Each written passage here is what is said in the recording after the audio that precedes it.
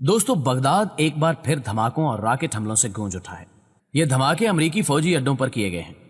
अमेरिकी फौजी अड्डों पर ये रॉकेट हमले कब और किसने किए, इस पर बात करने से पहले आपको ये बताऊं कि कौन नहीं जानता कि ईरान और अमेरिका के दरमियान कई सालों से एक खत्म ना होने वाली मुसलसल जंग छिड़ी हुई है।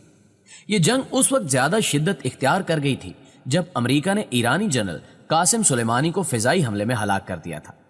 उस वक्त तो ऐसा लग रहा था कि तीसरी आलमी जंग किसी भी वक्त शुरू हो जाएगी, जिसके इम्कानात भी पैदा हो गए थे। तब से ईरान ने अमेरिकी फौजी अड्डों को अपने अहम निशानों पर रखा हुआ है। तब से आज तक ये दोनों मुल्क आए रोज एक दूसरे पर रॉकेटों और जंगी तैयारों से हमले करते रहते हैं। कुछ माह पहले दुनिया के मुख्तलिफ ममालिक ने दोनों ममालिक के दरमियान जंग बंदी करवा दी थी।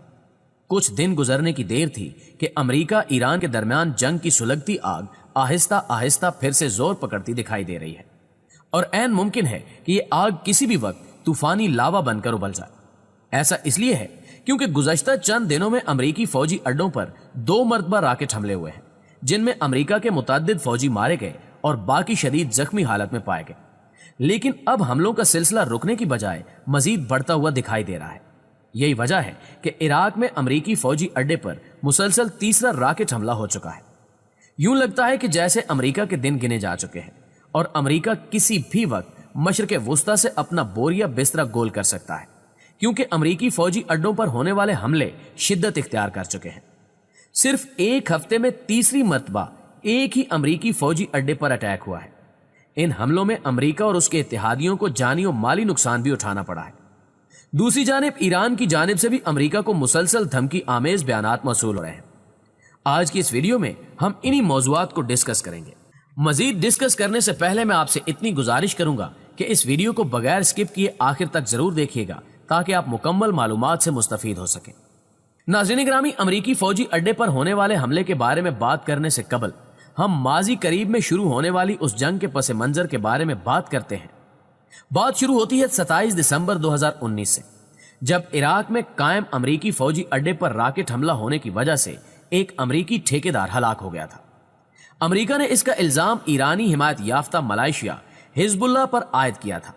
इसके चंद दिनों बाद अमेरिका ने ईरान हिमायत याफ्ता मलेशिया हशद के ठिकानों पर हमला करना शुरू कर दिया, जिसके नतीजे में 25 हशदी जंगजू हलाक हो गए।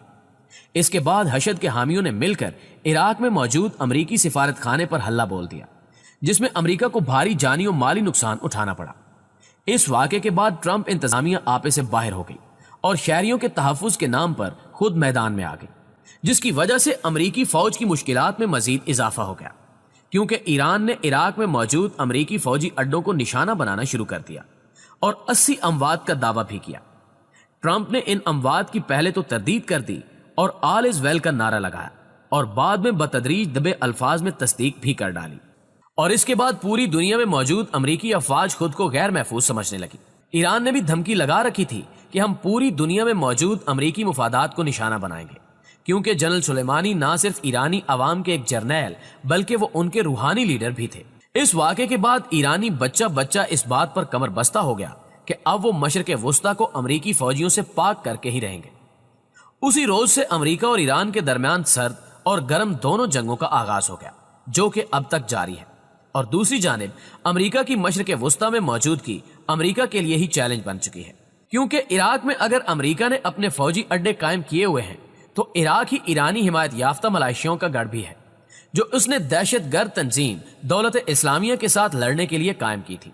और चूंकि अमेरिका भी दौलत इस्लामिया के खिलाफ ऑपरेशन की गरज से ही इराक में आया था और इसे इराकी हुकूमत की जानिब से अड्डे भी इसीलिए दिए गए थे ताकि अमेरिका दाइश के खिलाफ ऑपरेशन कर सके और ईरानी हिमायत याफ्ता मलेशियाएं भी अमेरिकी अफवाज के साथ शाना बशाना लड़ती रहीं। 2019 के आखिर तक ईरान और अमेरिका दाइश के खिलाफ तकरीबन तमाम अहदाफ हासिल कर चुके थे। दाइश का नामो निशान खत्म होने के करीब पहुंच चुका था। अब अमेरिका को खतरा था दाइश के खात्मे के बाद इराक की जानिब से उसे खित्ते से निकल जाने पर दबाव डाला जाएगा, क्योंकि अमेरिकी फौज का मकसद और रहने का जवाज खत्म हो जाएगा और इराक से निकलते ही इराक पर ईरान अपनी अजारादारी कायम कर लेगा।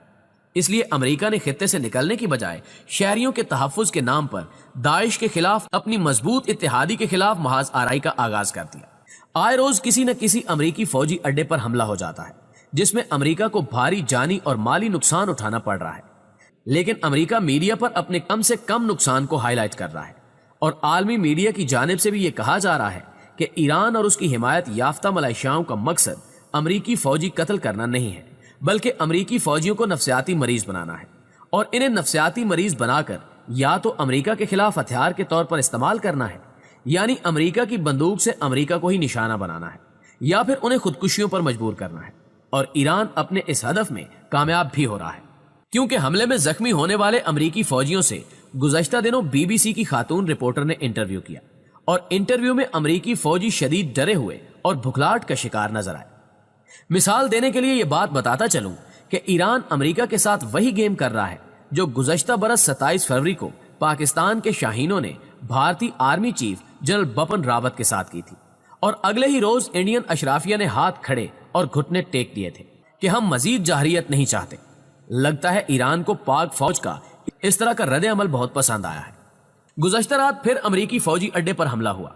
خبر رساں ادارے کے مطابق عراقی دارالحکومت بغداد میں واقع التاجی فوجی اڈے پر نامعلوم مقام سے 2 راکٹ داغے گئے ہیں۔ راکٹ فوجی اڈے کے اندر گرے، تاہم کسی قسم کے جانی نقصان کی اطلاع موصول نہیں ہوئی۔ حملے کے شکار فوجی اڈے میں عراقی فوج کے علاوہ امریکی اور اتحادی افواج بھی قیام پذیر ہیں، اور ایک ہفتے کے دوران اس فوجی اڈے پر تیسری بار راکٹ حملہ کیا گیا ہے۔ تاہم ابھی جانی و مالی نقصان کا اندازہ لگایا جا رہا ہے۔ قبل ازیں 12 مارچ کو اس فوجی بیس پر پہلے راکٹ حملے میں 3 امریکی فوجی ہلاک اور 12 زخمی ہو گئے تھے، جبکہ 2 ہی دن بعد دوسرے حملے میں 12 راکٹ داغے گئے تھے، جس میں 5 اہلکاروں کے زخمی ہونے کی تصدیق کی گئی تھی۔ امریکی فوج نے بھی 12 مارچ کے پہلے راکٹ حملے کے جواب میں ایران کی حمایت یافتہ ملائیشیا کے ٹھکانوں کو نشانہ بنایا تھا، جس میں 6 جنگجو مارے گئے تھے، اور جنگجوؤں کے ساتھ ساتھ بیشتر عراقی شہریوں کو بھی جان سے ہاتھ دھونا پڑا، جس کے بعد عراقی پارلیمنٹ میں امریکہ کو دہشت گرد قرار دینے کی آوازیں اٹھائی جا رہی ہیں۔ عراقی صدر بہرام صالح نے بھی اس معاملے میں امریکہ کو شدید تنقید کا نشانہ بنایا تھا۔ ناظرین گرامی، اس وقت 5000 امریکی فوجی عراق میں مقیم ہیں، جو کہ صرف اور صرف اسرائیلی ایجنڈے یعنی گریٹر اسرائیل کے قیام کی راہیں ہموار کرنے کے لیے آپریشن جاری رکھے ہوئے ہیں۔ سبھی لوگ اس بات سے بخوبی آگاہی رکھتے ہیں کہ داعش کو پال پوس کر بڑا کس نے کیا، کس نے اس کی پرورش کی، اور کس نے اس سے اپنے مذموم مقاصد حاصل کرنے کے لیے بے دردی سے مسلمانوں کا قتل عام کیا، اور جب اس سے اہداف مکمل ہو گئے تو اس کے خلاف محاذ کھول دیا، اور جب داعش کا خاتمہ ہو گیا تو اسی جرنیل کو شہید کر دیا جس نے داعش کے خاتمے میں اہم کردار ادا کیا تھا۔ اور اب حالات یہ ہیں کہ اسرائیل چاہتا ہے کہ امریکہ اب ایران کے خلاف آپریشن کرے، اور ایران میں ویسے ہی حالات پیدا کرے جیسے امریکہ نے شام اور فلسطین میں کیے ہیں، کیونکہ یہی وہ ملک ہے جو اسرائیلی مفادات کے آگے سب سے بڑی رکاوٹ ہے۔ امریکہ سمیت عراق چاہتا ہے کہ امریکی فوج بھی نکل جائے اور امریکہ کے ساتھ ہمارے تعلقات بھی خراب نہ ہوں، لیکن وہ اپنے تعلقات ایران کے ساتھ بھی خوشگوار رکھنا چاہتا ہے۔ ویڈیو پسند آنے کی صورت میں سے لائک کیجیے، فیس بک اور واٹس ایپ پر اپنے دیگر دوستوں کے ساتھ شیئر کرتے ہوئے ہماری حوصلہ افزائی بھی کیجیے، اور کمنٹ باکس میں ہمیں اپنی قیمتی تجاویز سے ضرور آگاہ رکھیے گا۔